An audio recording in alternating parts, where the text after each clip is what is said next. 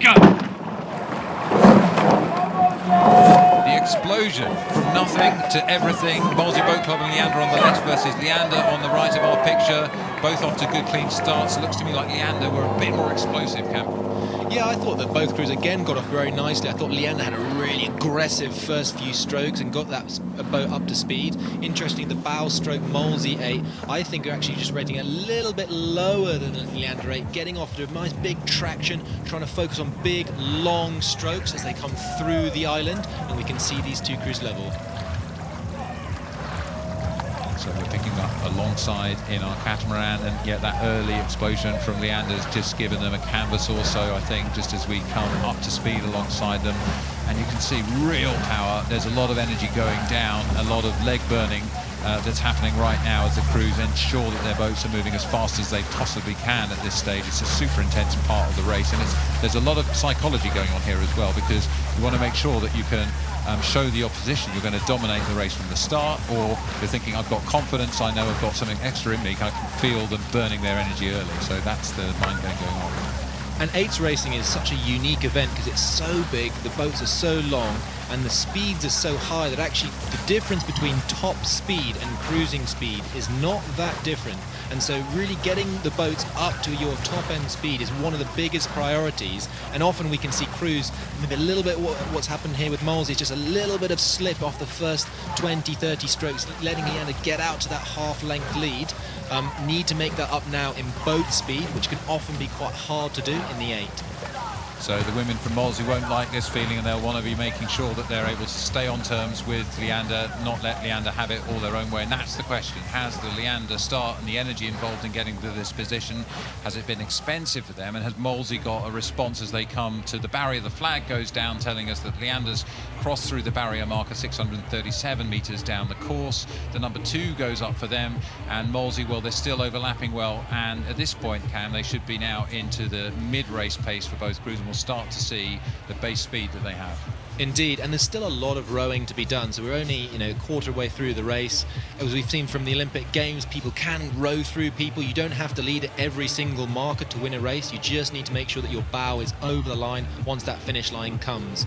It's, as the O'Donovan brothers say, it's A to B as fast as you can. It's really not rocket science, but the secret to that is making sure that your boat is consistently fast and you're not giving away speed.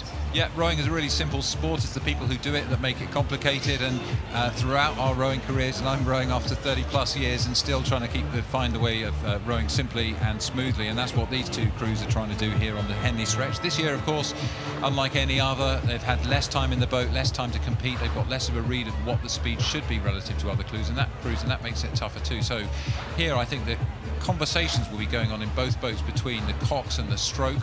They'll be thinking about the race plan and how they want to deploy here.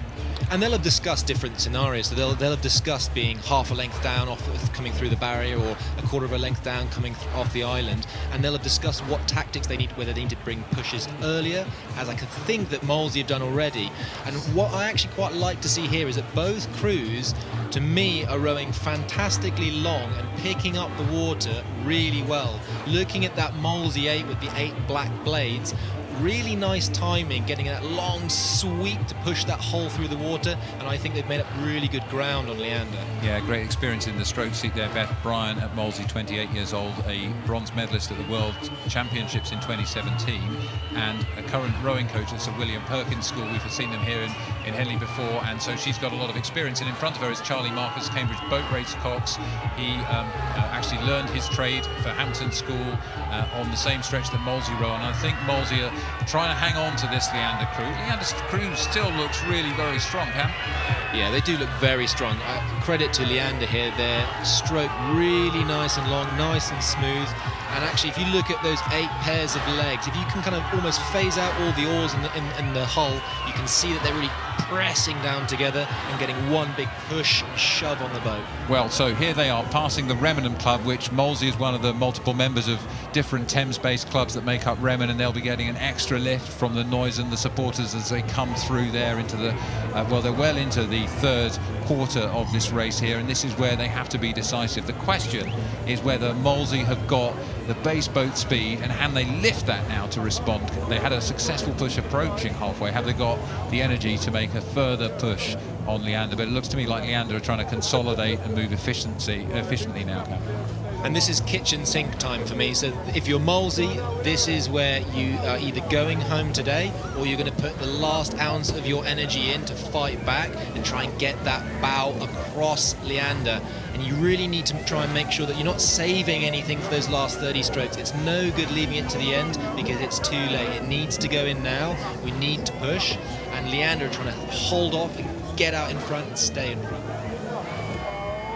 So kitchen sink type, but no kitchen sink drama here. This is real drama. This is the semi-finals of Henley. This is where it gets serious. It's the business end of the regatta. Susanna Deer in the stroke seat of the Leander 8. Well, she's setting a lovely, long, strong rhythm. But Molesey refused to roll over. Molesey continued to attack. It looks to me like they've just had a little bit of a lift in the rate, and I think Leander have also slightly responded, just lifting that rate as well to make sure that they don't really give Molesey a sniff. That's one of the things you want to do as the leading crew, is that once you've just snuck out to clear water, you want to make sure that that trailing crew doesn't even have a sense of where you are. You want to push them away and get out in front, stay out in front. So Leander here wanting to make sure that Molesey doesn't move any more of them, but also wanting to save a little bit of energy. They'll start to be thinking about the final tomorrow, so they want to conserve energy, try not to have to lift things into the final few metres of this race as they come down towards the turret of Henley Church, looking there at the back of the Leander crew. Annie Withers in the bow seat. Looking, what a great view she has. All the athletes in front of her, Molesey behind. They've let Molesey come back perhaps to an overlap now, but they are absolutely in control of this race, the semi-final of the Open Women's 8, the Remenham Challenge Cup here at Henley. Well, Leander, they put down a strong marker. Molesey attacked and attacked and attacked. Look, they're coming back still. Well, it's half a length for Leander over Molesey and Leander. The composite crew, including Cambridge, Molesey and Leander were beaten by Leander Club here, looking at the victorious crew.